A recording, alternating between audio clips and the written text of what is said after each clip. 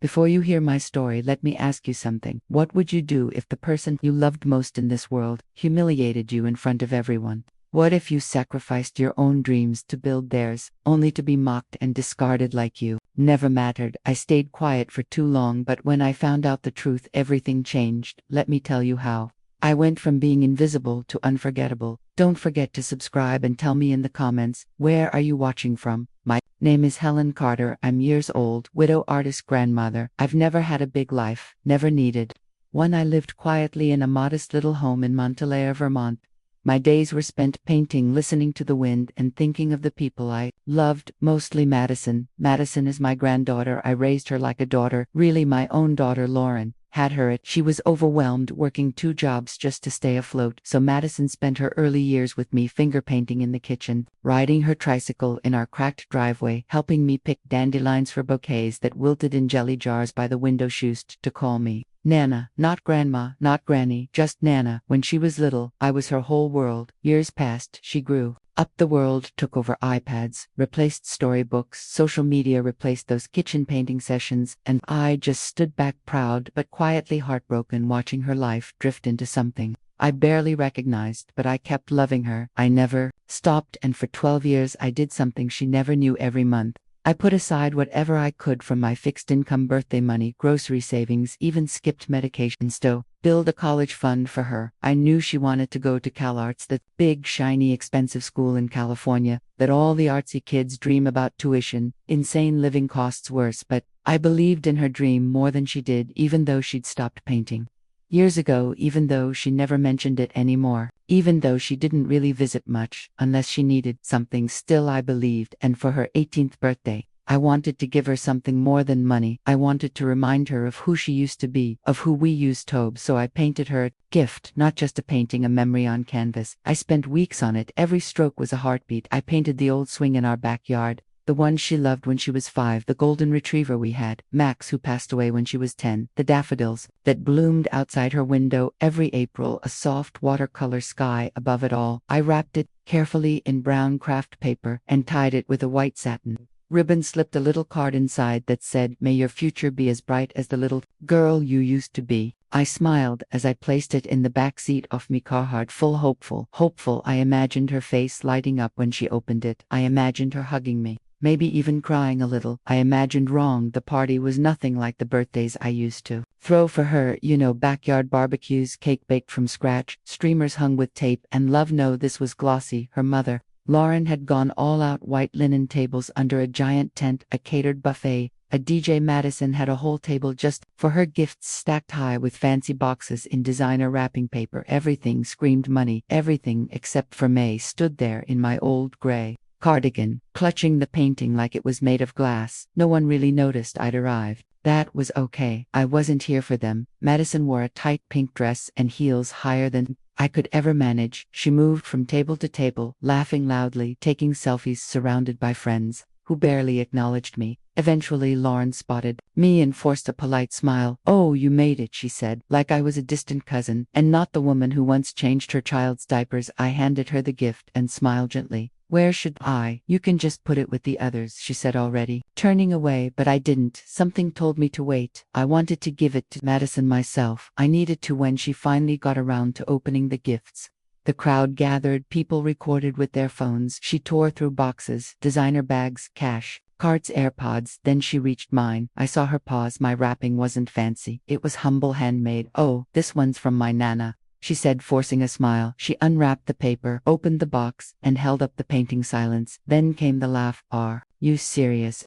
she said, holding it up like it was a joke. "A painting? That's it. It must have been cheaper than buying a real gift." The kids around her snickered. Someone muttered, "Vintage vibes, I guess." Lauren gave me a quick, uncomfortable look but said nothing. I stood frozen, my hands hung useless at my sides. "It's sweet, I guess," Madison added with a shrug, propping it against the table like forgotten decoration. Everyone moved on. No one saw my face. That's the thing about being invisible. No one notices when you're in pain. I turned and walked back to my car. Each step felt like I was dragging years behind me. Years of birthday cakes baked alone, years of scraped knees kissed better, years of whispered prayers over bills just so she could have ballet shoes or paint. supplies or summer camp. I sat in the driver's seat with the door closed and the engine off. I didn't cry loudly. I didn't sob. I just stared at my hands on the steering wheel, watching as a tear slid down and landed right on my wedding band. Then I realized something, that painting was the most honest thing I had to give, and she didn't see it. None of them did, not really, but I would never forget when I got home that night. I didn't bother turning on the lights. I just walked into the kitchen, set my purse on the counter, and stood there in the dark.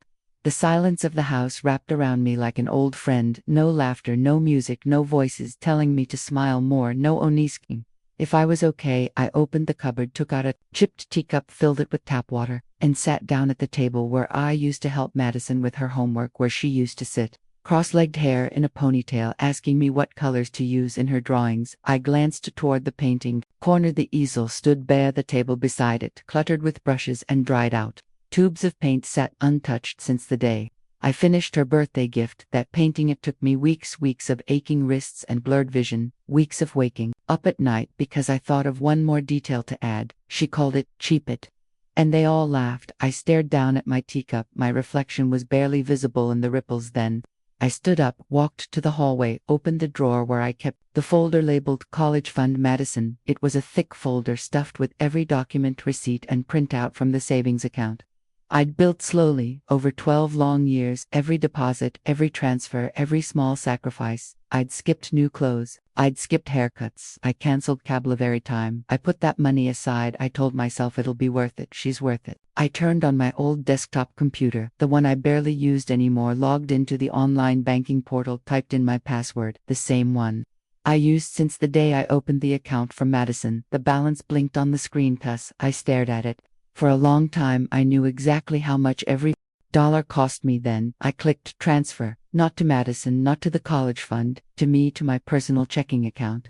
I watched as the progress bar moved, slowly, like it was waiting for me to change my mind. Booty didn't, not this time. Transfer complete. Balance. I closed the folder, shut the drawer, turned off the computer. No one needed to know, not yet. I wasn't doing it out of spite, not revenge. It was something else, a quiet decision made in a storm of humiliation. For the first time in my life, I chose me, not my daughter, not my granddaughter, not the idea of what a good grandmother should be. Just me. I made a cup of tea the right way, this time warm with honey. I sat in the quiet, sipped slowly, and let the silence heal a tiny piece of me. I didn't feel powerful. I didn't feel angry. I just felt done. The next morning, I was still unsure whether the night before had really happened. I shuffled into the kitchen, slippers scuffing against the linoleum, and stared at the computer like it was some kind of ghost. The bank account was real. The transfer was real. The money was in my name now, not hers. I thought I'd feel worse, but I didn't. There was no guilt, just a strange, unfamiliar quiet in my chest. Not peace exactly, more like the absence of chaos. That same afternoon I got a text. "Hi Nana, can I stop by today, miss?"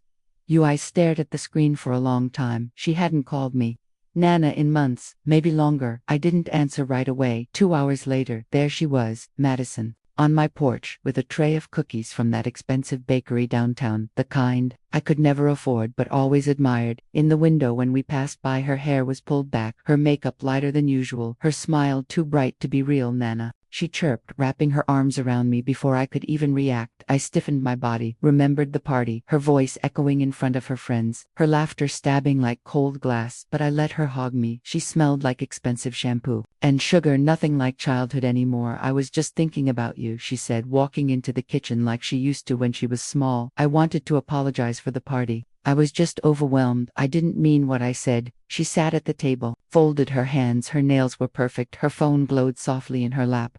"I shouldn't have said that about the painting. It was really sweet of you. It's actually beautiful." I nodded slowly, trying to read the expression on her face. Was it real? I wanted it to be real. "I missed you, Shedded. I know I haven't been around. Things got busy, but I'm here now." She took my hand across the table. Her eyes shimmered, almost like tears. "I've been thinking a lot about college," she said quietly. "About CalArts. I know the fund is, complicated now, but I just want to be close to you again. I'm not here for the money. Nana, I swear I miss us." The words wrapped around me like ivy, soft, familiar, dangerous. I felt something loosen in my chest. Maybe she was growing. Maybe the shame at the party had awakened something inside her. Maybe I had been too harsh. After all, she was young, stupid. We've all been that. "I'll think about things," I told her gently, "but I'm glad you're here." She smiled, the big one, the same smile from when she was 7, and used to draw me pictures of rainbows and write, "I love you, Nana," in shaky crayon. We ate cookies. She stayed for dinner. She helped wash the dishes and asked about my latest painting. She even brought up a few childhood memories, the swing, Max, the daffodils. My heart began to believe again, to soften. Later that night I opened the college fund folder again. I didn't transfer anything, but I thought about it. I thought about it more than I wanted to admit. Maybe I was wrong. Maybe she'd learned something, or maybe I just wanted her love so badly I was willing to be wrong. I didn't sleep well. My mind kept replaying her voice. "I'm not here for the money, Nana, I swear." And yet the only thing louder than her words was the echo of that birthday party, that laugh, that cheap shot. But I pushed the doubt down, buried it deep, because sometimes you'd rather believe a lie that feels like love than accept a truth that leaves you alone. It was a Tuesday afternoon when I found out, the kind of day where nothing feels important in auto pay attention. Cloudy, quiet, ordinary. Madison had come over that morning with her laptop and a smile, said she needed help printing a scholarship form. I'd been the techie of the family since the 9 South, even if now I could barely update a phone. She left after lunch in a rush to meet friends. I stayed in the kitchen washing the few dishes we used, humming a little tune from an old jazz record we both used to love. I remember thinking, maybe this is healing, maybe we're really rebuilding something. Then I went into the study. Her laptop was still there, open, humming softly, screen still glowing. I was going to close it, just click it shut and send her a text, but the screen caught my eye. There was a chat window open, a messaging app I didn't recognize. At the top it read, "Madison chatting with Emmy." My gut told me to look away, but something deeper, something primal, something protective told me to read. The last message hit me like a slap. "Don't worry, she's falling for it. I've been sweet, cried a bit, told her I missed our bond." Classic emotional bait. She always melts with that family crap. My hands trembled. Another message blinked below it, fresh and ruthless. "Just need a couple more visits. She's already thinking about putting the fund back. I know it, told you she's predictable. I'll be in Cal Arts by fall, manifesting." I stared at the words. They weren't just cruel, they were calculated. This wasn't a mistake.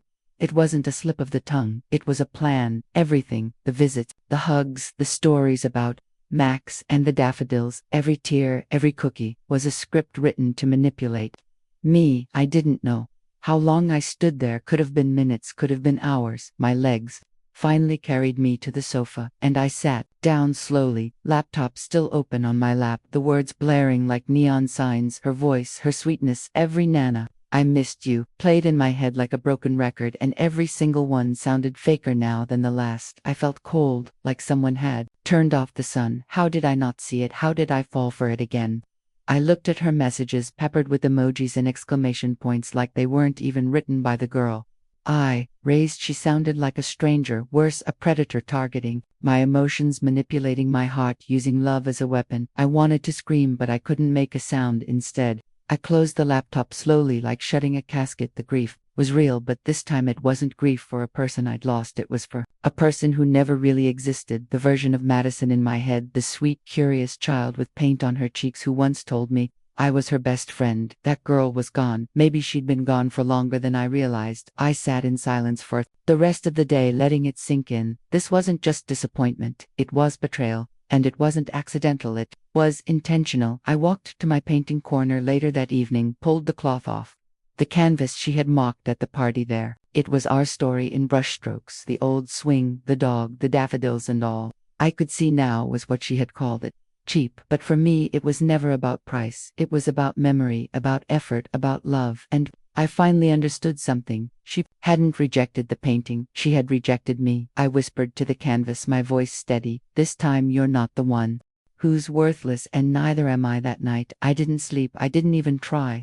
I just sat in my old rocking chair in the living room, a blanket wrapped around my shoulders.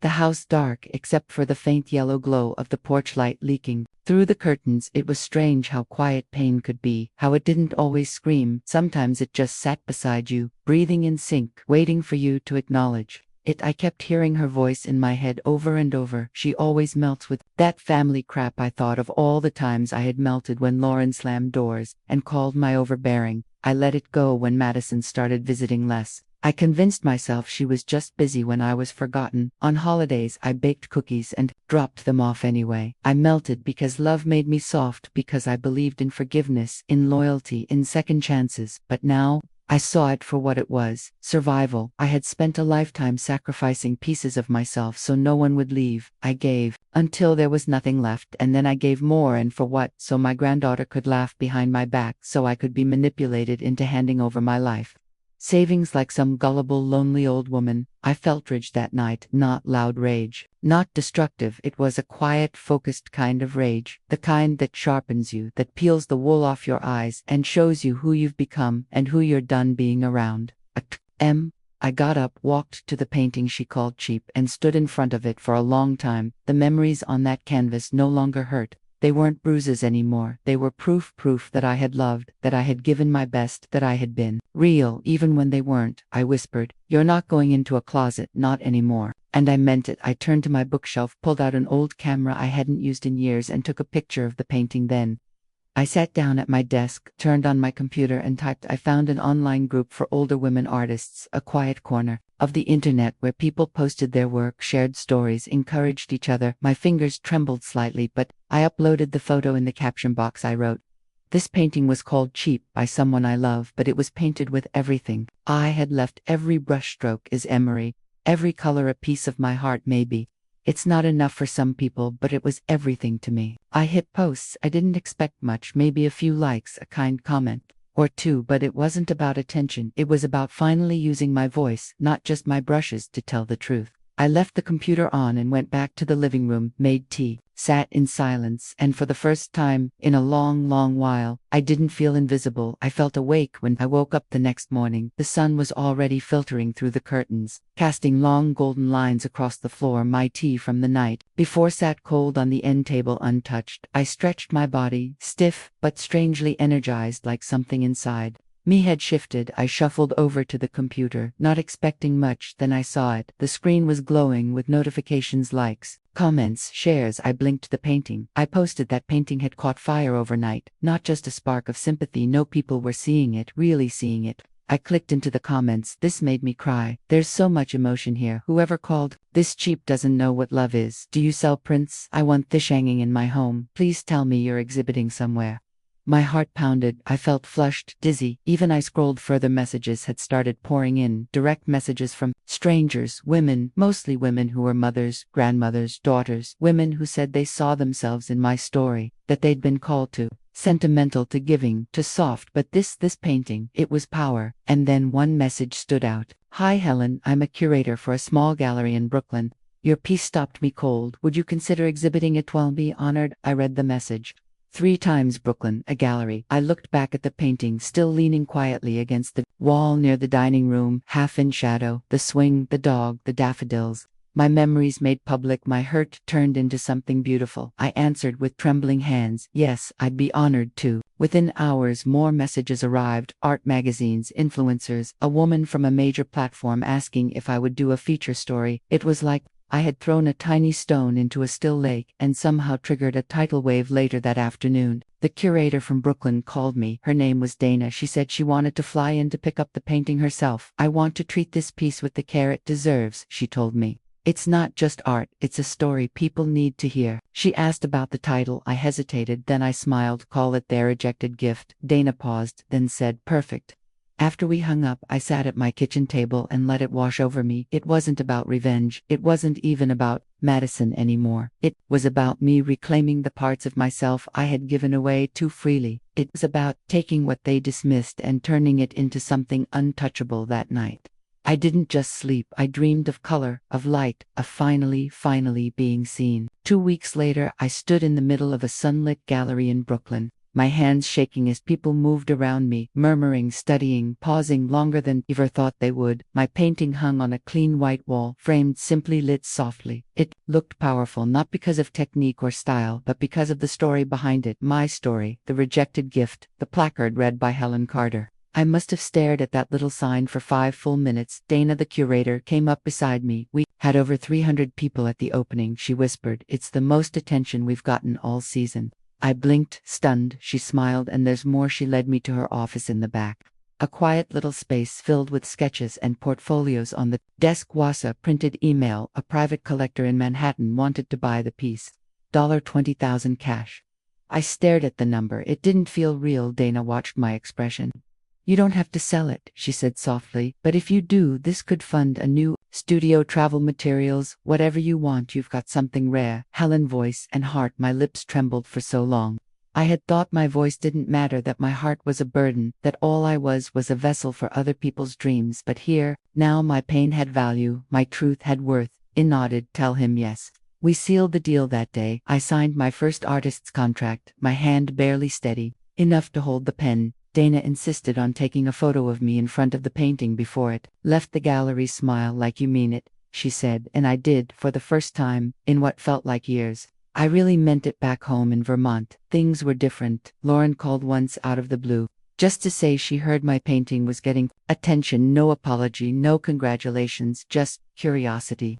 I didn't give her the details, and then Madison showed up. She hadn't called, just knocked on the door one afternoon with a tired expression and tear-glossed eyes. I almost didn't answer, but I did. Can we talk? She asked. I stepped aside, let her in. We sat at the same kitchen table, where she used to eat cereal in her pajamas, where I'd once helped her build science projects out of cardboard and glue, where she used to tell me I was her favorite person in the whole world. She folded her hands and looked at me with the same face I'd watched grow for 18 years. I saw the painting, she said, online. People are talking about you about it. I said nothing. She hesitated. I wanted to say sorry again. I raised my eyebrows. For the birthday party, for that, and for everything else still. I said nothing. She looked down. Her hands were fidgeting now. She wasn't crying, just waiting. I messed up. Nana, I was stupid and selfish. I took you for granted, but I want to fix things. I leaned back, arms folded. What do you mean fix things? I mean, she swallowed. I still want to go to CalArts, and maybe, if things are different now, maybe you could there. It was the truth, bleeding through the apology. Still chasing the money, still chasing me, but now I wasn't chasing back. I stood up. She looked up at me confused. I didn't shout. I didn't cry. I simply said, you called my love cheap. You pretended to care because you thought I'd fund your dream. Again, you treated me like a transaction. She opened her mouth, but I held up my hand. You lost something that day, Madison, not just money. You lost the one person who believed in you, no matter what. I walked to the door, opened it. You want something from me again? Earn it. She stood slowly, lip pressed into a thin line. Pride wounded. I didn't expect a hug, didn't get one. She left without another word. I watched her walk down the porch, back to her car, back to whatever story she'd built to convince herself she deserved it all. And I went back inside, alone but finally whole. A week passed after Madison walked out of my house without saying goodbye. I didn't hear from her, not a text, not a call. And you know what? I didn't expect to. For the first time in years, the silence didn't hurt. It felt clean, like a space being cleared for something better. Than one morning, while I was sipping coffee on the porch, Lauren showed up. She didn't even knock, just barged in, like it was still. And I was watching Madison after daycare. Her heels clicked angrily against the wood floors. Her hair was perfect, her blazer stiff, and her expression sharp. I just came from Madison's. She said no hello. I took another sip, waited. She's crying. She says, you humiliated her, that you made her feel like trash, that you're throwing her away over a painting. I said nothing. She told me about the money, about the college fund. She said you took it back without warning. Still, I stayed quiet. I let her talk Lauren through, her hands up. Do you have any idea what you're doing? You're sacrificing her future. You're punishing her for being young and stupid, for making one bad joke at a party at that. I stood slowly. I walked to the counter, picked up the thick folder labeled college fund, Madison, and held it up. This, I said, voice calm, is 12 years off me life. Every coupon clipped, every doctor visit skipped, every winter I kept the heat low to save $50. This folder is my sacrifices. And she spat on it. She was upset. No, I interrupted. She was cruel, and then she came back and played nice to get it back. She didn't apologize. She performed, and I almost fell for it. Lauren crossed her arms. So what now? You let her dreams fall apart. I looked her in the eye. She's 18. She's not 5. If her dreams are real, she'll fight for them, work for them, not manipulate. A woman who loves her. Lauren's face flushed with guilt, anger. I couldn't tell. He raised you better, I said softly, and I raised her better. But somewhere along the way, you both learned how to take and forgot how to give back.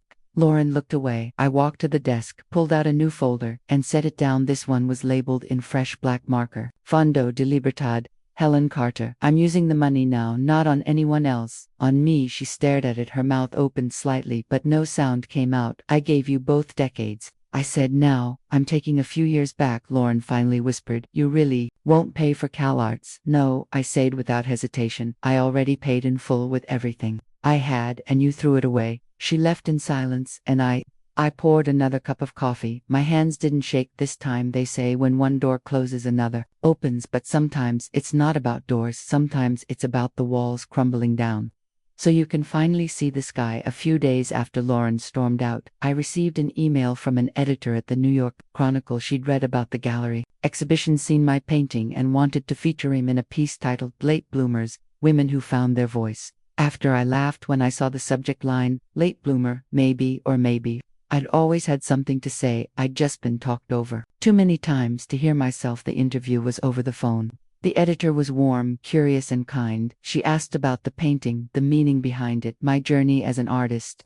I told her everything, not about Madison by name. I wasn't there to expose, just to tell the truth. My painting was dismissed, I said, not because it lacked value, but because the person it was meant for didn't recognize love. When it was right in front of her, she was quiet for a moment before responding, "That's going to resonate with a lot of people." The article went live 2 days later. It exploded. Messages poured in from women across the country, grandmothers, mothers, even young women who said they saw their futures in my past and wanted to change direction before it was too late. I was invited to speak at a virtual conference for women over a publishing company emailed about a possible memoir. My email inbox became a garden of courage and confessions from strangers who felt like sisters. And then came the call. Paris, an art collective that worked with female artists from around the world, wanted to feature The Rejected Gift in a traveling exhibit across Europe. They would fly me out, cover everything. "Your story is exactly what this world needs right now." The woman on the line said, her French accent soft and reverent.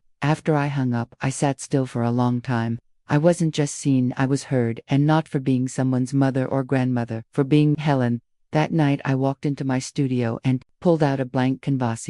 Didn't paint Madison. I didn't paint the swing or Max or the daffodils. I painted a woman standing at the edge of a cliff, arms stretched wide, wind in her hair, looking out over a vast horizon with no fear in her eyes. I titled it Freedom. I hung it in the hallway right where the college fund folder used to be, because this life, this peace, this power, was the education I had been denied, but I earned it anyway. Brushstroke by brushstroke, breath by breath. The world doesn't always make sense. It doesn't always reward the good people, the kind people, the people who give everything they have to others. I used to believe in fairness, in the idea that if you did enough for others, something good would come back to you eventually, but that wasn't true. At least it hadn't been for me, not until now. Paris was a dream.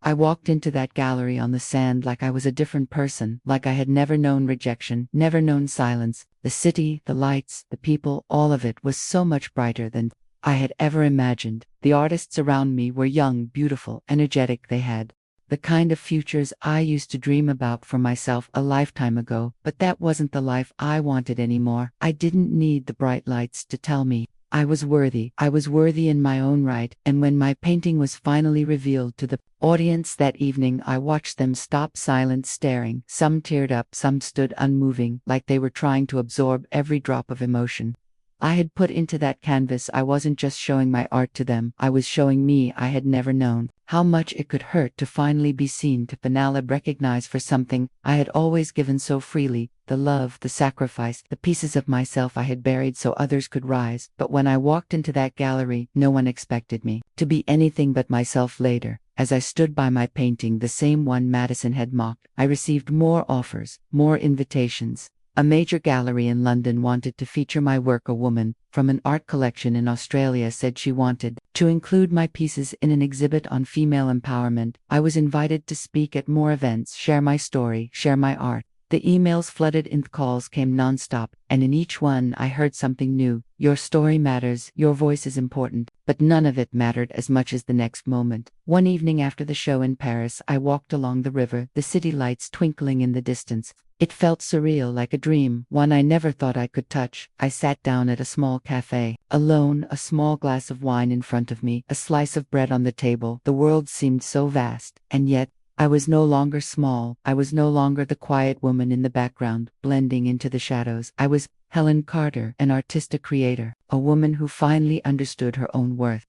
And in the stillness, as the night settled around me, I finally felt at peace. I hadn't just broken free from Madison, from Lauren, from the world that had made me feel invisible. I had broken free from myself, the self that thought she wasn't enough, the self that had let everyone else take. I realized I wasn't just surviving anymore, I was living. When I flew back to Vermont, everything was different. The house felt like a new place, lighter, brighter. I began working on a series of new paintings, each one reflected the growth I had experienced, the emotional healing. I painted women, not just the soft, nurturing versions I had always been. These women were strong, bold, fierce. Some were standing tall, in front of mountains, others with their arms raised to the sky, unafraid to be seen.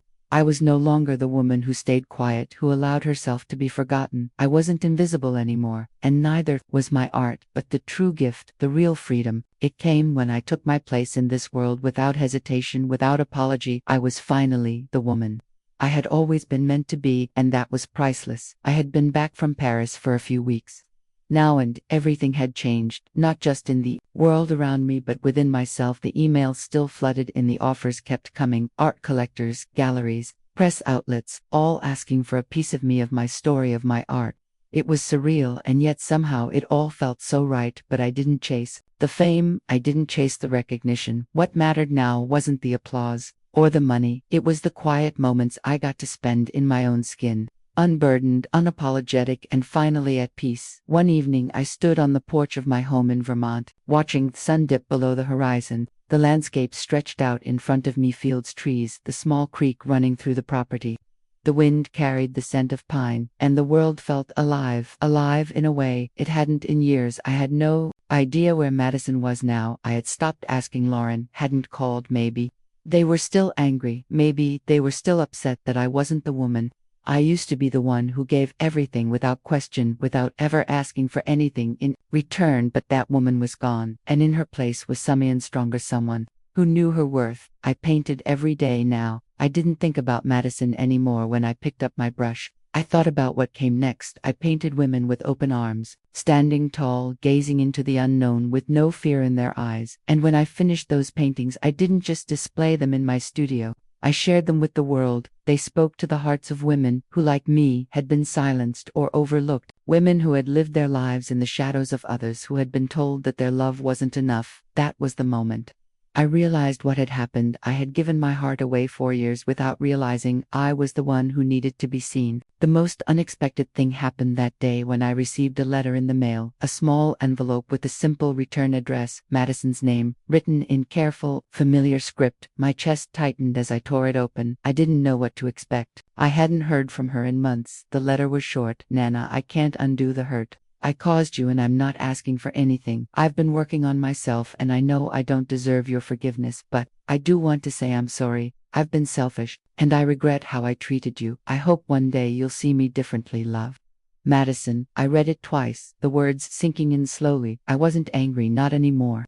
I wasn't even hurt. I was just done. I had let go of the pain, of the expectations, of the years of trying to hold on to something that was never meant for me to carry. I took the letter, folded it carefully, and placed it in the drawer. With a college fund folder that had once consumed my life, the money was gone, but the weight was gone, and with it any need for validation from anyone but myself. I spent the next few months traveling. I went to Europe again, this time to places I'd never imagined I would visit. I saw new things, met new people, and found beauty in everything. I laughed more, I loved more, and I painted with a freedom I had never known. One afternoon, as I wandered through an art market in Spain, I met a man, a kind man. His name was Thomas. He was an artist, 2 older than me, with a gentle soul and an appreciation for life's small moments. We talked for hours about art, about loss, about love. There was no rush, no pressure. Just 2 people talking openly, honestly. We saw each other a few more times. We talked about the lives we had lived and the ones we wanted to live now. He wasn't looking for someone to complete him, and neither was I. But together we found something that felt real. It wasn't about filling a void, it was about creating something beautiful from what was already there. And when we parted, I didn't feel lonely, not anymore, because I knew deep down, that I had everything I needed, not in any O'Neills, but in myself back in Vermont. I stood in front of the canvas I had been working on for months. It was a portrait of a woman older, but with strength in her eyes, her arms stretched wide as if embracing the world, fully alive, fully present. There were no restrictions on her, no shame, no guilt, just peace. I titled it Freedom because that's what I had finally found. It was mine, all of it, and it was priceless. Thanks for listening. Don't forget to subscribe and feel free to share your story in the comments. Your voice matters.